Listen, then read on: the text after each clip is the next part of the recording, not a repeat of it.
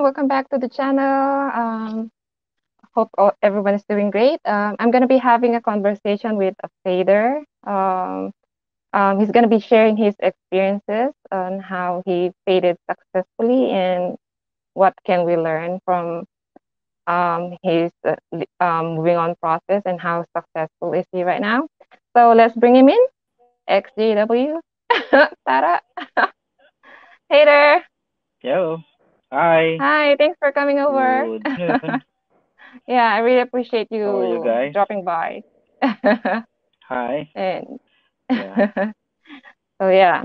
So how are you doing now? How are you doing over there, wherever you are? We're not gonna say which part of the world you're in right now, but yeah, how are you doing back there?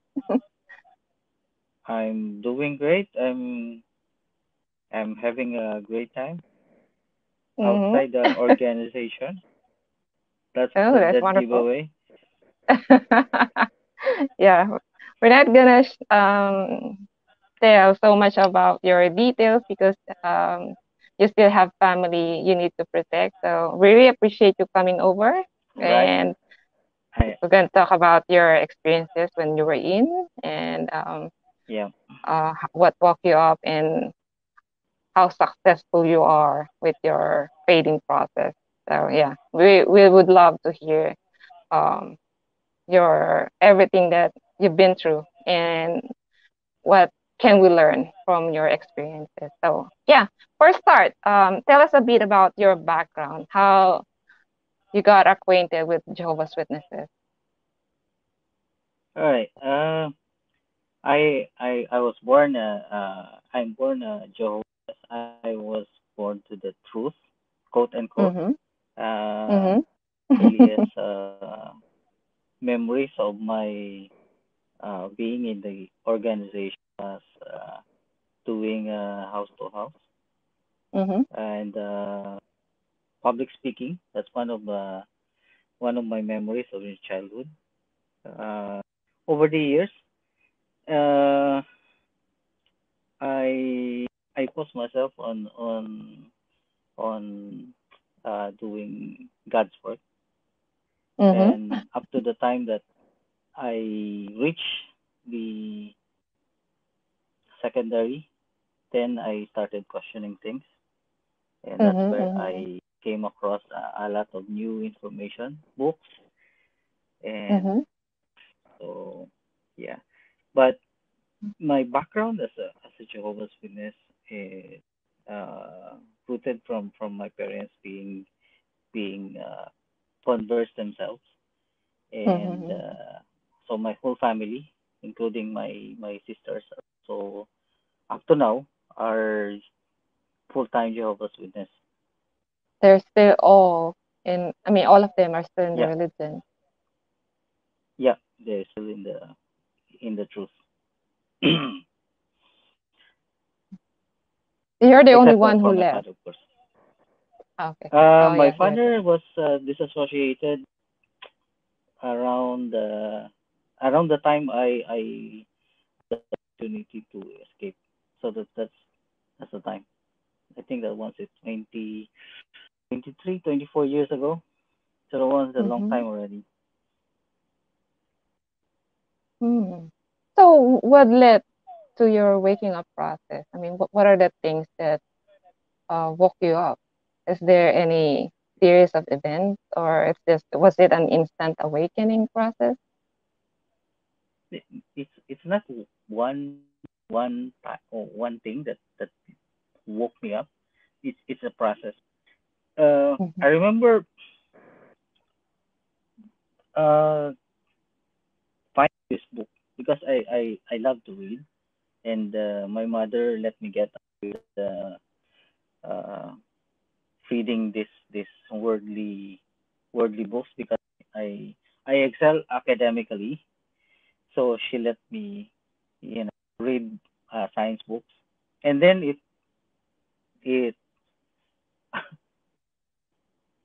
it mutated into other stuff that I was able to read some other publications. Mm-hmm. During that time, the internet is just called in its infancy. there's not much information about organization. There's about opposing views on Jehovah's Witness doctrine. So when I came across this book, this one is one of those, that you know led led me to question things. Mm-hmm. The book from Raymond France, the and I, it opened my eyes into what's happening in the organization, and then it made me it made me realize that this is just a group of men that's trying to control this or the organization, how to behave, how to think, and basically it's a cult. Mm-hmm. Then on, I because I know the ramifications of my questioning patterns. So my my strategy is just to fade away, Mm-hmm. just but from the background, I just fade away into, you know, there's a difference between being treated as disassociated witness against uh, nanlamig. What do you call? How do you see Inactive. faded, inactive, Oh, mm-mm. inactive JW? I opted into. I strategize my exit because I know that it will impact my relationship with my family that is still active, is really Mm-hmm. active in the organization, and that's the whole thing. That's my whole strat. I don't want to hurt my relationship with my family. I don't want to jeopardize that family because I will be shunned, and my mother that going through some personal stuff, and I don't want to add on that one.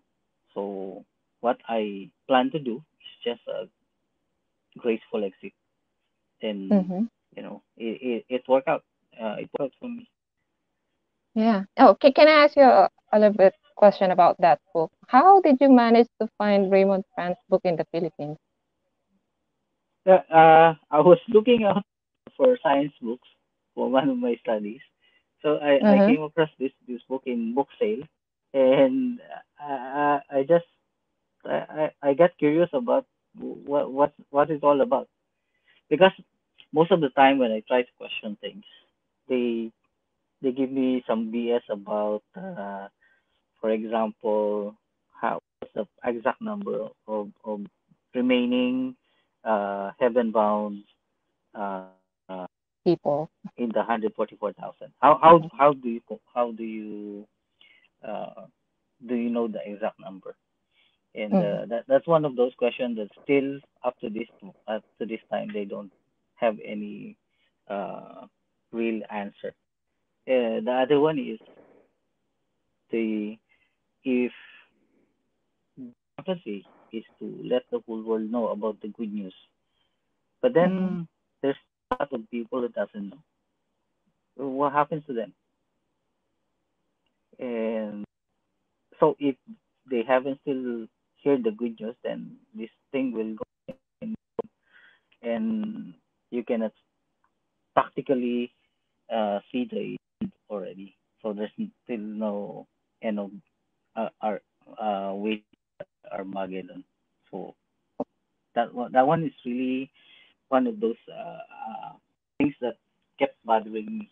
So when I found this Mhm. book, this one is really eye opening on not really on the doctrine, but on the nature of what the Jehovah's Witness is about. The history. I, Mhm. from there, I was able to learn about the beginnings of the Jehovah's Witnesses or our organization, and like all organizations, it evolved from the early beginnings up to now. So I can see the huge difference between what we know of them before, we know of the organization now. Mhm. My problem there is I owe always thought of the governing body as this Jedi masters, these old wise people that you know you can Mhm. you can ask them, and they will totally mind trick you into believing they have superpowers. But then I Yeah, see same them thing with now. me. They show themselves. Was like, what? I was like, what? And you know, but honestly, I was still my is still in during that time, Mhm. uh, and I was like, wow, this is really eye opening because I have always have the thought that maybe this is just a phase that eventually I will find my fate again, and I will be able to go back to the organization because this is the Mhm. truth. I was born into the truth. I know that this is the truth. But then yeah, and even when I read Raymond Franz book, it's just it's a dilemma. It's still an ongoing debate in my head that maybe this is the it's not. So it's an ongoing process. So by the time I saw the governing body as like normal being, okay, that's the last resort. And also the news about the uh that that they covered up Uh-huh. as an Child organization. sex abuse. That yeah, it's a systemic cover up that they know. I always thought that honestly that they have uh, biased people, but it's not. They didn't. They protected them. Mhm. Mhm. They Oh, allow this to happen to children. So that mhm. those are the last resort. Uh, three my probably ago, I started reading up on the cases and seeing it too and reading it in the newspaper. I was like, yeah, so it's uh my doubts that this is just a cult. This is a group of men that's trying to control uh organization to its own personal uh, uh survival. It's a personal Mhm. survival for the governing body to control how you thought, how you behave, and they can easily relate you. Mhm. So, yeah. So now, do you still have those doubts? I mean, what if, what if? Do you still have those thinking in your head? Or how Oh, did you not, manage to not get all those doubts? it's I don't think I I think it's an ongoing process. It's the programming. Up to now, Mhm. I still have that fear that I will be struck down by an Mhm. invisible invisible being that is going to kill me. It's Mhm. still an ongoing process on the programming, and up to Uh-huh. now, I still have not celebrated my birthday because Mhm. of the story of John the Baptist, that one. So it's a nightmare for me for the longest time since childhood that if you Uh-huh. celebrate something, you'll somebody will end up Something. dead, like somebody will get killed. Yeah, Mhm. and their head on the platter. So that one since childhood, I was terrified. Yeah. You cannot celebrate anything. If you celebrate something, somebody will get their heads on the platter. So Oh, that's the nightmare, and I cannot really get over that one. So that one is an ongoing traumatized. process. So up to now, yeah, it's Uh-huh. traumatizing. I have not Mhm. in my life really celebrated anything. I was always Mhm. an outsider. I don't have any friends. Mhm. I live in this bubble uh, because or always as a ExJw, uh, uh, you have to differentiate yourself with the outside world. So Separate you're always in the yourself. middle. Mm-hmm. Yes, you have to separate yourself from the world. Mm-hmm. So up to now, that's a ongoing thing that Mm-hmm. I've learned to live by myself, and I have not really developed lasting friendship with anybody because you know i- anybody can be bad influence on you, something like that. And Mm-hmm. in my 20 years, 20 plus years outside the organization, I have only a select few people that you know I can call my friends. But then Mm-hmm. it's friends with boundaries. You know, like I Mm-hmm. cannot really I don't know. There's something there. There's something that I need to cross to be able to uh, embrace people because from the beginning, the teaching was you always have to look out for these people because they will influence you. Mm-hmm. They will you they are the rotten apples. You cannot mix them with you, so because you will lump you will your You'll fate will become part of the be world. yeah. I mean it's always like that. You Mm-hmm. cannot really mix with them. You have to deal Mm-hmm. with them, but you cannot mix with them. It's Mm-hmm. always like Mm-hmm. that. So it's an ongoing process. The deprogramming is going to last, I think, a lifetime because it's Mm-hmm. really hard. Mm-hmm. It's really hard. I cannot say that Mm-hmm. I'm already really out of the organization because every now and then I'm going to be reminded of what the organization, what the culture is about, Mm-hmm. the programming of kids to think Mm-hmm. differently, to hate Mm-hmm. people. I think that's one. They say that Mm-hmm. the organization is about love and acceptance, but it's not. It's about it's Control. it's teaching kids. It's teaching kids to hate other people, to Mm-hmm. to to be alone, to you know, i- it's always Isolation. you and yeah, isolation. You Mm-hmm. and Jehovah, and you cannot even associate freely with the people inside the organization. Mm-hmm. I think they also feel the same way. That there's always a limit. You cannot mix with other kids, or teenagers cannot mix with their own and have fun, or adults cannot. I don't know. There's always something that it's forbidden. It's haram.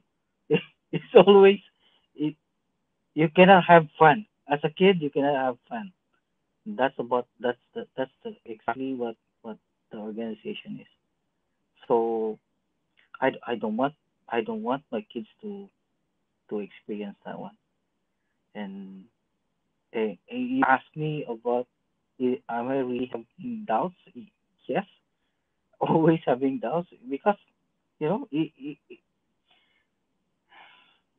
you were taught from the beginning that this is the truth, and then finally realizing that it's not.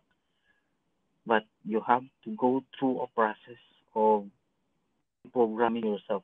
You cannot force yourself life the whatever the traditions of the world, the other faiths like Christmas, like birthdays, all these things are foreign to you if you did not experience it before. It's a foreign thing. It's and you cannot force yourself to experience these traditions because it feels like it's different. I cannot put it into words, but the bottom line is you still have doubts or experiencing these worldly things because you know that this is forbidden before. And you have to cross that line before you can say, I already over the programming by the cult. Okay, I understand that. I think I have the same experience, trouble keeping friends or problem making friends because in my head we were trained to, we will lose them anyway. So uh, I still have the struggle of, having lasting friendship because we were programmed to think um, that we will lose them sooner or later. So yeah, Yeah, yeah, yeah, and also the joy of, celebrating anything. It's yeah. gone, That's even the thing, even right? though it's your birthday. It, th- there's Mm-hmm. no there's no joy. It's always Mm-hmm. going to be just I don't I have not celebrated anything. I find no joy in small celebration that's going beyond what you know.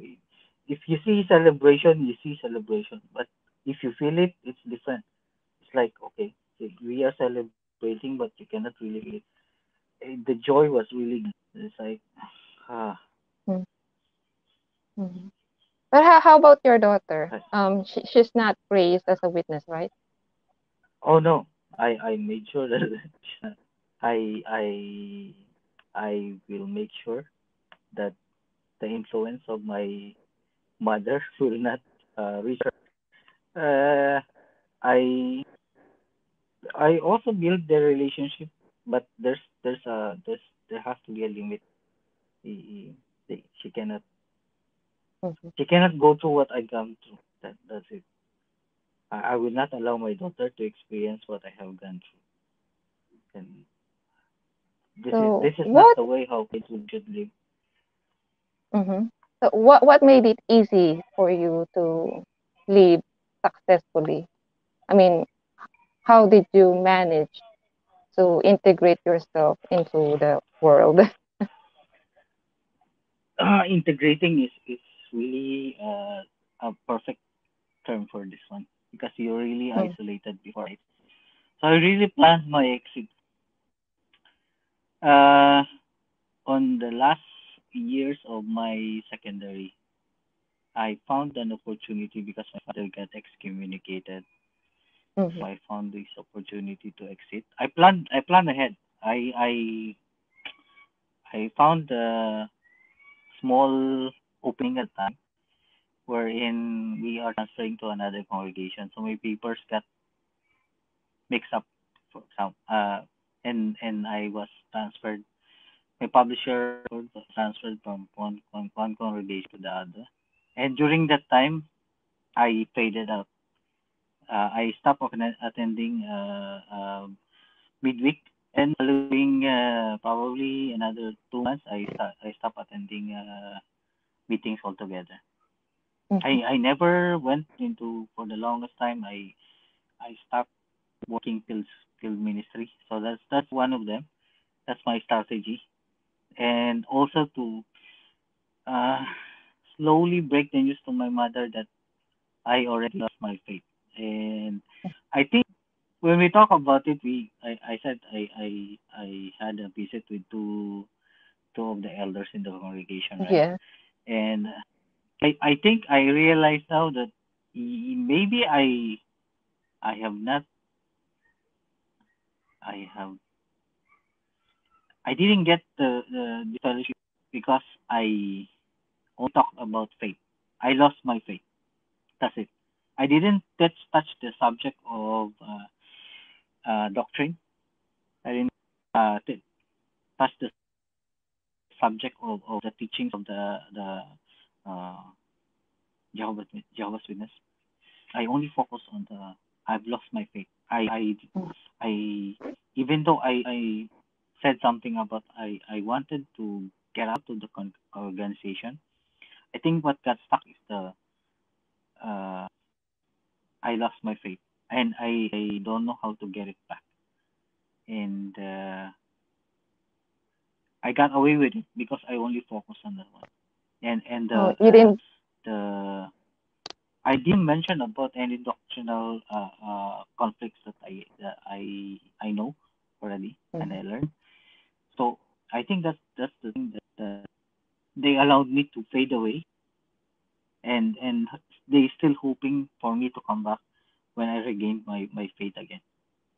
And they didn't expected me to really fade away So completely. they got nothing to accuse you of, like apostasy. Yeah, There's nothing to that. yeah. Because There's there's no nothing. case There's against you. nothing. Yeah, I didn't broadcast anything. I didn't say anything on. I kept to myself. Says, I'm just going to fade away. And my main concern is my relationship with my mother.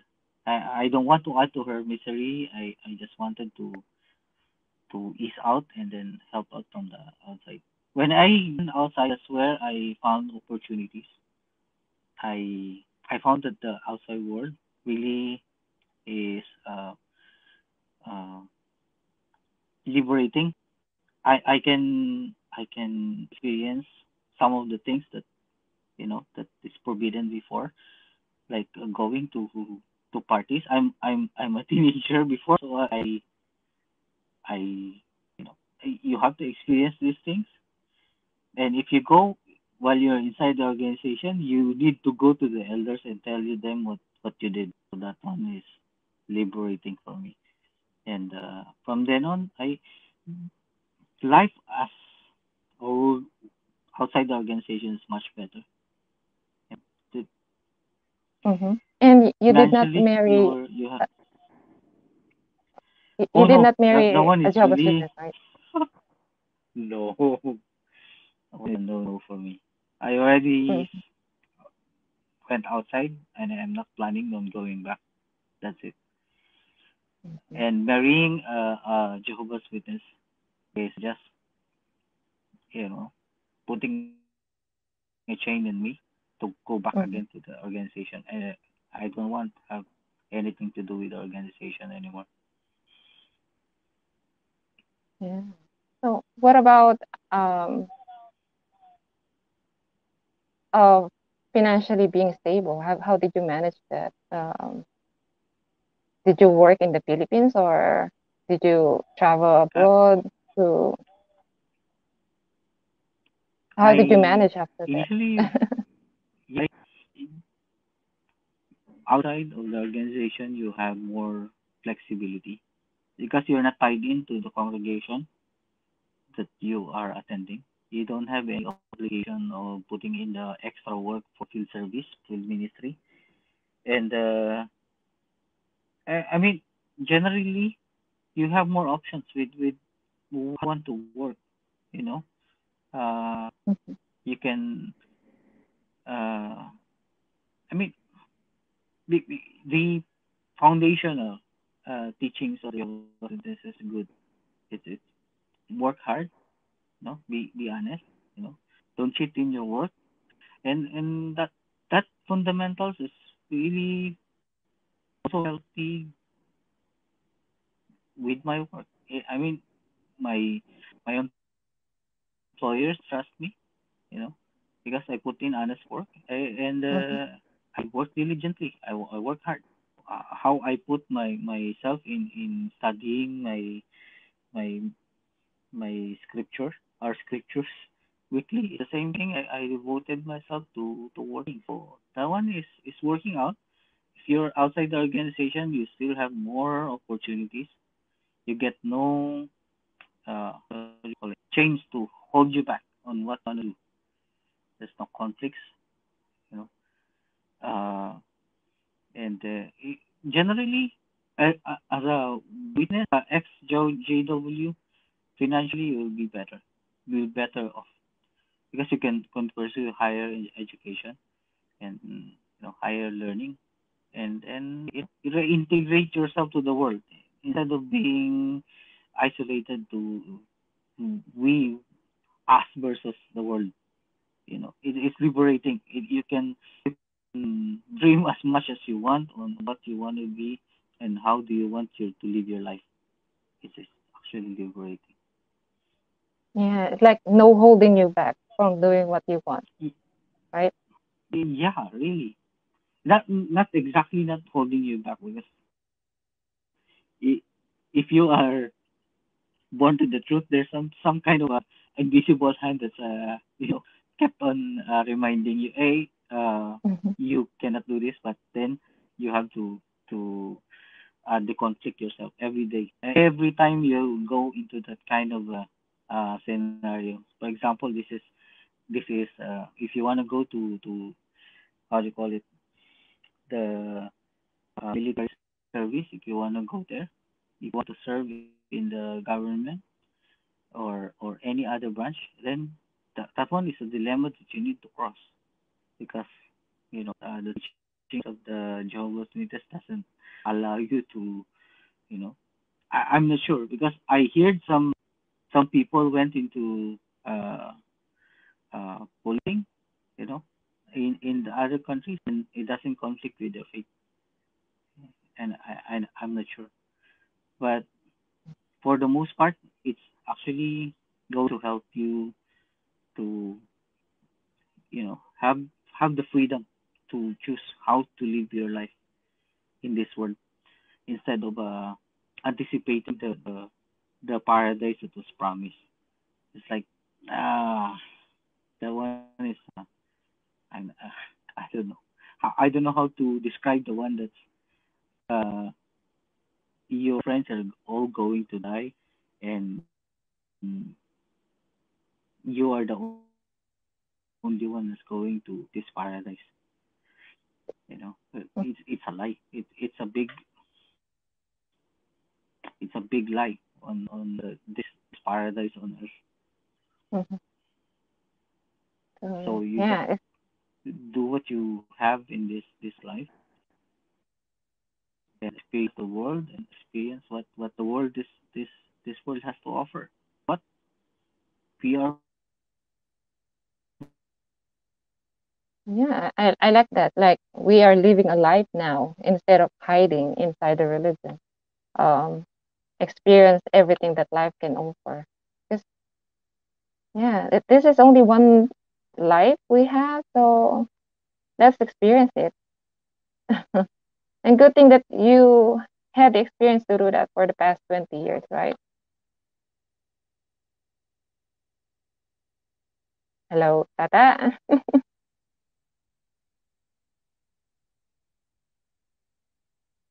Hello. yeah, I'm here.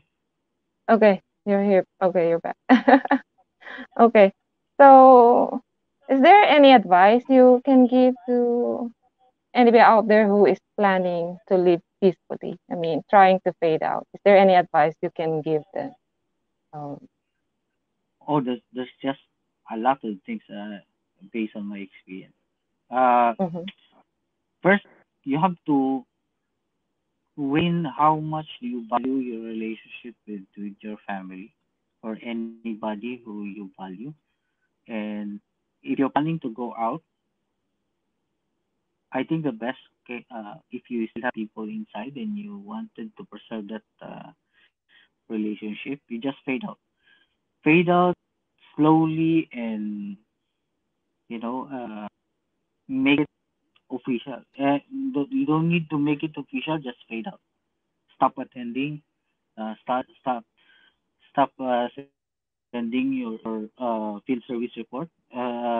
Stop attending meetings.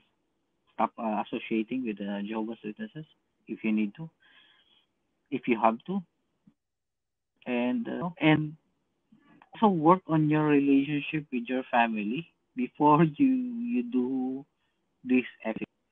You make sure that in no uncertain terms that you still want to preserve this relationship even though you don't want to have anything to do with the organization.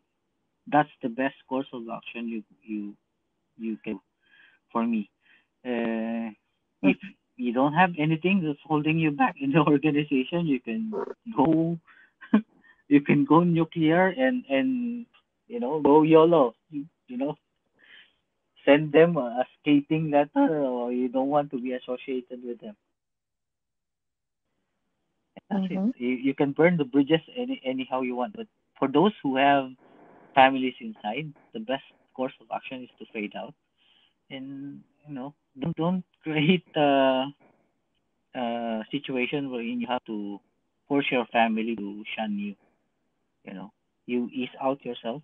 You don't make any noise, and if you want to help other people, you can help out through uh, groups like this that supports and help other uh, Chan ExJws to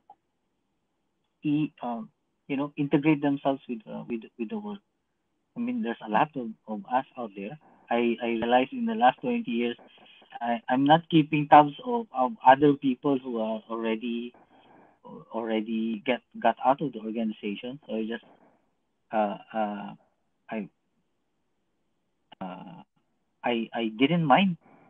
But in the last 4 years, I was really keen on helping out other people because my two other sisters also out.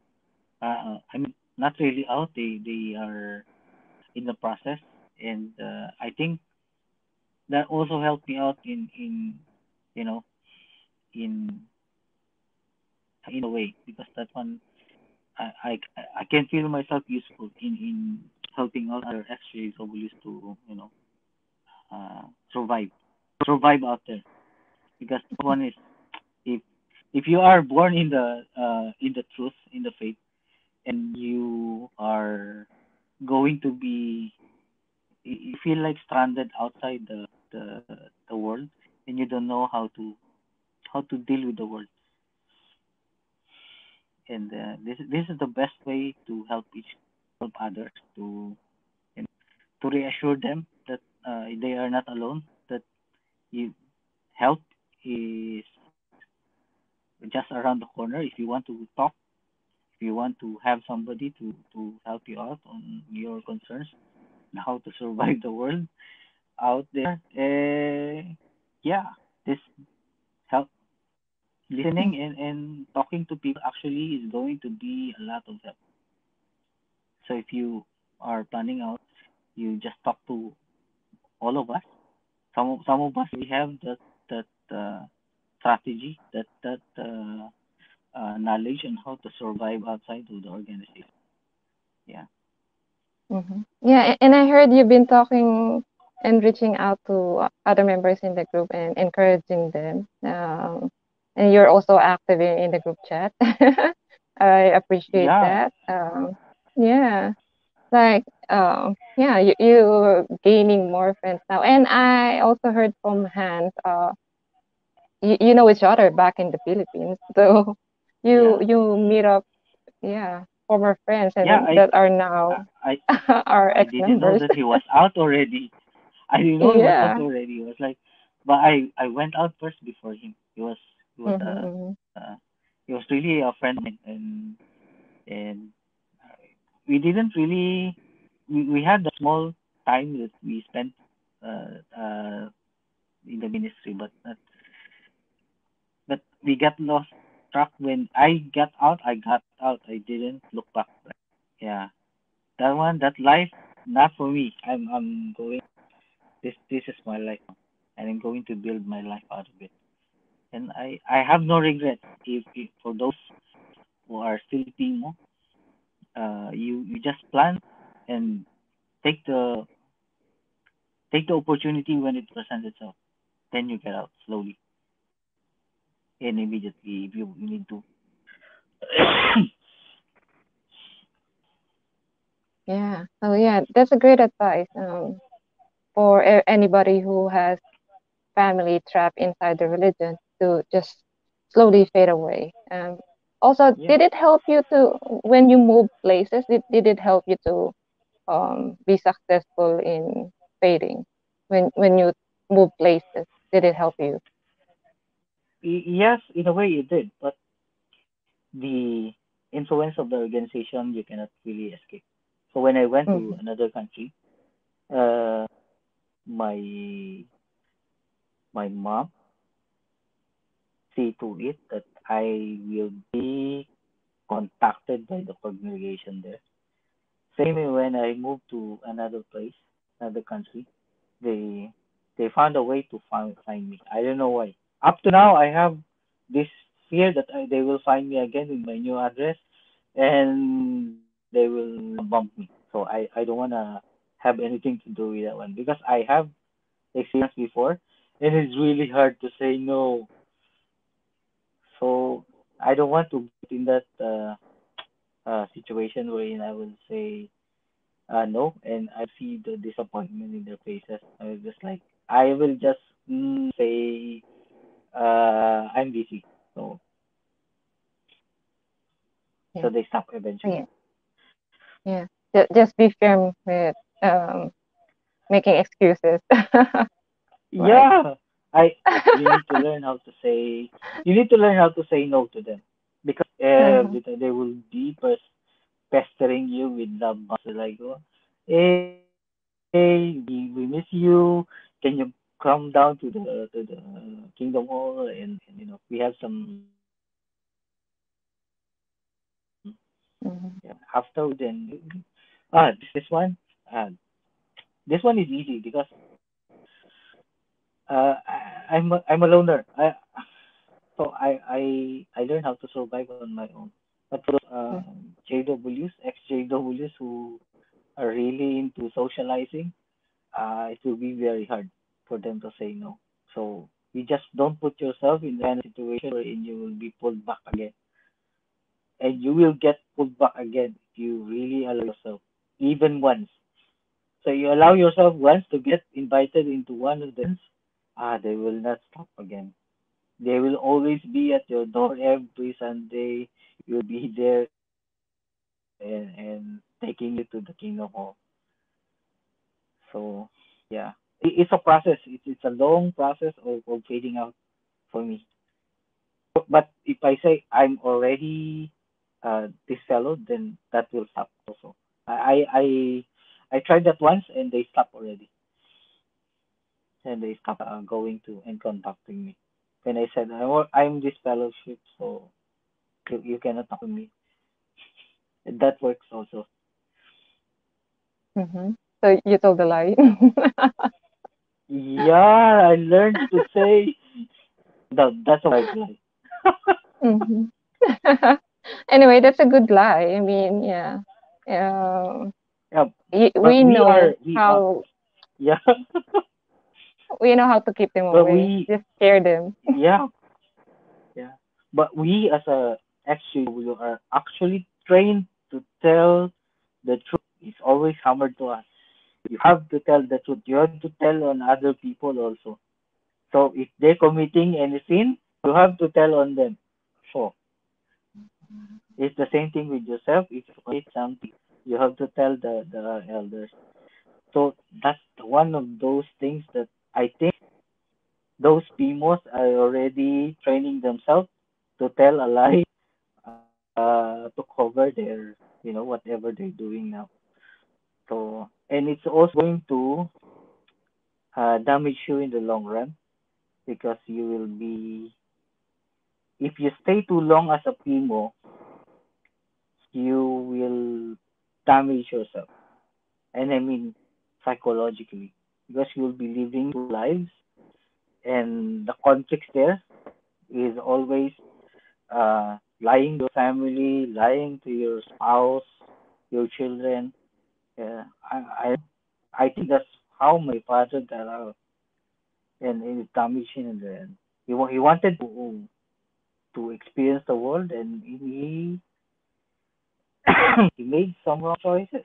He and up to now he didn't really, as an ex elder, he was really you know he he did not recover anymore, and I'm not sure he wanted, but he damaged his relationship with his family to us. So yeah. So if you stay PMO for a long time, that will be also the mental for your uh, mental health because you will be living a lie. So if you can, don't stay too long as a PMO. You ease yourself out from the organization and live the way your life instead of lying to yourself and lying to other people. Um, it's not healthy for you to be in that kind of situation. It's always a conflict inside in your PMO. Yeah. It's so hard. I mean, you can only keep up from being a PMO. You need to think a way out. So yeah, it's Yeah, a good advice. you have to Don't plan. stay PMO for a long time because it will take a toll Yeah, on you. Yeah. We really need to get out of that religion. So the start of imagine becoming a every PMO. Sunday. Yeah, correct. Uh-huh. Imagine yourself being in the one of the service meeting and you hated it, and you hated yourself for being there, and it's always a constant thing every week, and it's going to take a toll on you. You have to plan it intelligently. If you want no impact in your relationship with your families, so you have to think very carefully on how you will be exiting if you want to keep your family. Yeah, absolutely. Don't That's a great advice. question doctrines. That's it. Don't question directly the doctrines when you're talking with the elders. That's my advice. If you want to ease yourself out, just tell them you lost your faith. That's it.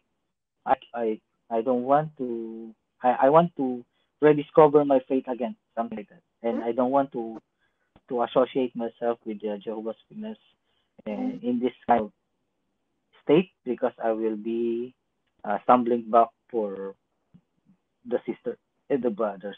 So you can ease yourself out easily like that way. But like I said, don't live a lie. Don't don't allow yourself to be in a sorry state in a it's really I experienced that and I don't want to go through with that again because I've been there for a long time and I don't know how to exit. I just found the opportunity that I took and I was thankful I did that, bold to exit in that middle of the crisis in our family. And I have no regrets. I have lived my full life as outside the organization already, and and I'm thankful for it. This is liberating. This is freedom for most of us. If you talk to ExJWs, you will hear the same thing that we are lucky to have escaped the court. It's a court. I'm going to stress this again. This is a court. Yeah, it is a cult because they are holding our family as hostages. So that's a red flag. Exactly. Yeah. So yeah, so thank you so much for joining us, Thank and I you, really enjoyed this Sarah. conversation with you. I hope whoever is watching us could learn how to fade peacefully without losing your family. Thank you so much for your experiences, for the advice that you shared. Yeah, I hope it can help a lot out there who is planning to leave the organization. And yeah, I'm so Yeah. happy that you still have that relationship with your family. You are really smart, with the moves that you did. It's when you were young back then, and you managed to do it. So it's not impossible for uh, PMOs who plan to go out. They can pattern their exit the same with your experience. So yeah, thank you so much for that. And Thank you. um, thank you so much. I And enjoy we'll keep in touch in the group, right? Sure. Yeah, I yeah, will and be there. also, uh-huh. And you also are keeping in touch with other members in the group, giving them encouragement and giving them advices. Like I heard that guy, that Timo from Italy, he Yeah. was telling me about you. You were giving him advices because it's taking it, yeah, like what you said earlier, the mental toll. the it's mental taking on toll. himself to the mental toll. Yeah, because he wants to raise his daughter outside the religion, but his wife would not allow it. So yeah, and I think you're really helping him a lot. I keep in touch with him every day, and uh, to just to make him feel he's not alone. So and also you're doing that. Yeah, So I really appreciate that. yeah. You're being there for him. We are here for you guys. We Yeah. So the yeah. we already blazed it. So for you guys, we just need a community that can support you in Hmm. your journey. Remember, Hmm. this is personal for you. This is yours, and we're just here to help you in your exit. You cannot Hmm. depend on anybody on this one but yourself. The realization, if you want to go back again, that's up to you. But if you want help on getting out, a lot of people, the support group is still there to, whatever you want to do in your life. And we welcome you to this community. And this is this group is actually going to help you uh, overcome the challenges you face outside the uh, worldly setting. So yeah, Hmm. Yeah, thank we're you we very are much, here for Tyler. them. Thank you so Yeah, much. Hope you take thank care, you for huh? this Keep opportunity. safe. Yeah, Uh-huh. all right. Thank you very much. Thank you And so much. And see you guys yeah, on the next video. Bye see you guys. bye. Bye bye.